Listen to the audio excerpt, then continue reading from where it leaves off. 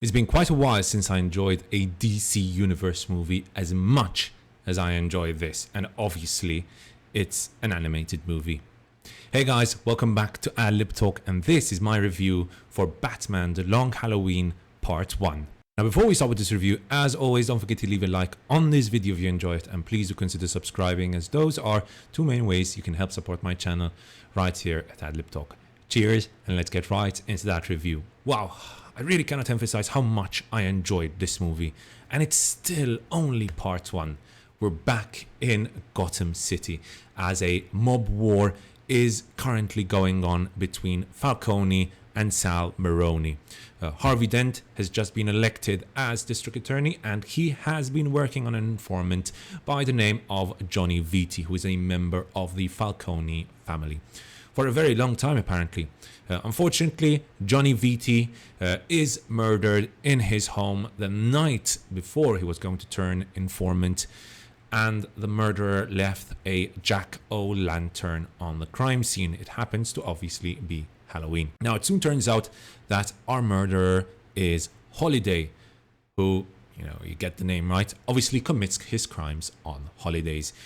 Part 1 of the story is basically Batman, aided by Catwoman, attempting to first take on the crime family, the Falcone crime family, but in a twist of events, ending up being forced to face both the Joker and the Holiday antagonists as well.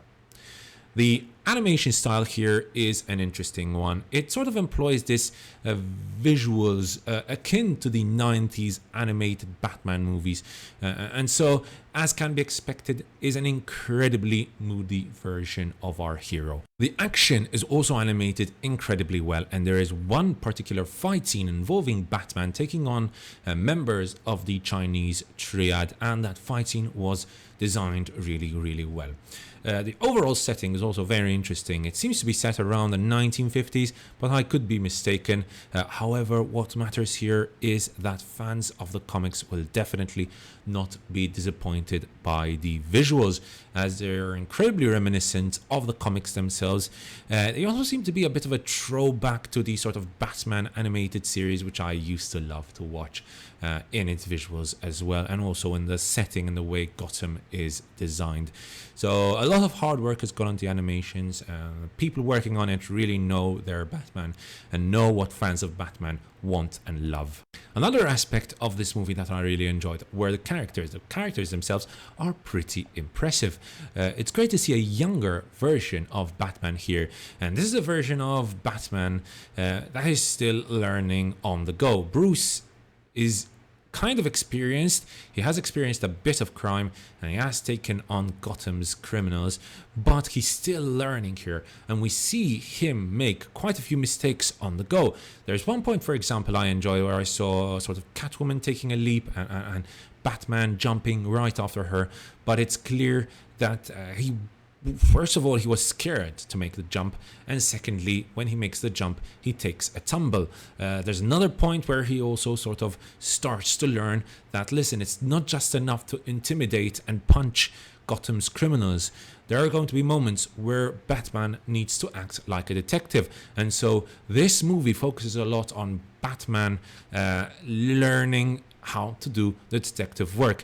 Now, I'm going to focus a little bit on this point because I feel like a lot of the Batman movies kind of forget this aspect of Batman, that he is also a really good detective. And here we get to see sort of Batman in the process of learning to become this expert detective, getting help from many characters like Catwoman. And there's also one particular scene I really enjoyed where we see Batman being given advice by Captain Gordon, which was a very interesting scene to see indeed. So Batman quickly learns that to take on villains like Holiday, it's not enough just to beat up people and to intimidate them. No intimidation will stop Holiday. You need to be a good detective, and you need to discover who Holiday really is. And that's pretty much what part 1 of Batman The Long Halloween is all about. Getting to see Batman learn how to become this detective. The voice acting here is excellent. Very, very strong performances. I thought Jensen Ackles as Batman was a great choice, and his powerful voice works really well. One point I noticed here, but maybe that could be on purpose, is that there was very little, if any, difference between his Bruce voice and his Batman voice. But that, again, may be something he learns to do later on in his sort of experience as a Batman. My favorite voice acting, to be honest, was that by Josh Duhamel as Harvey Dent. I thought Harvey Dent's performance was excellent.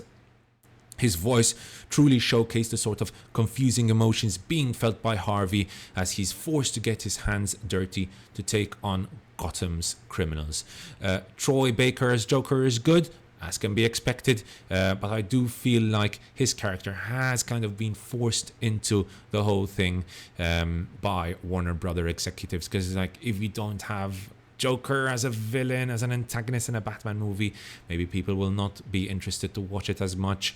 I understand, but listen, Joker is not the only good antagonist, is not the only good villain that DC has. DC has a wide array of very, very interesting villains they can use in their movies.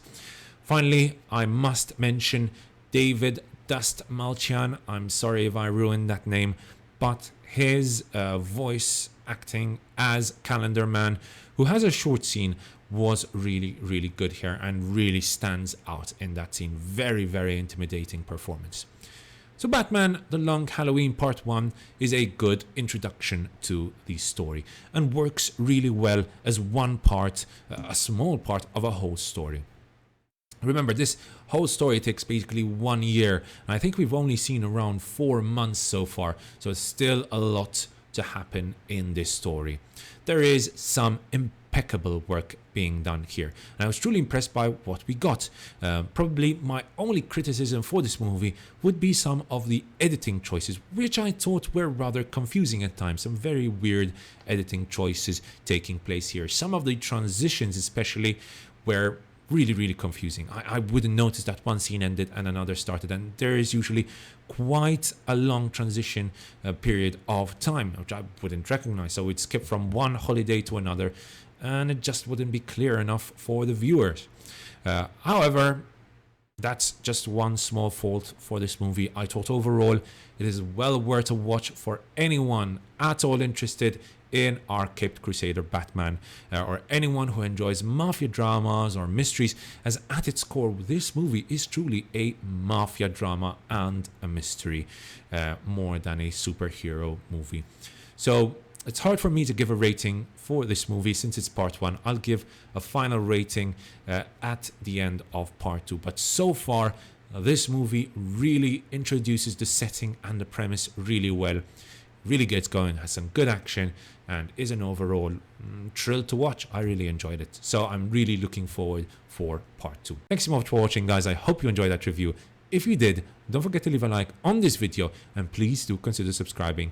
Cheers, and I'll see you guys next time right here on AdLib Talk.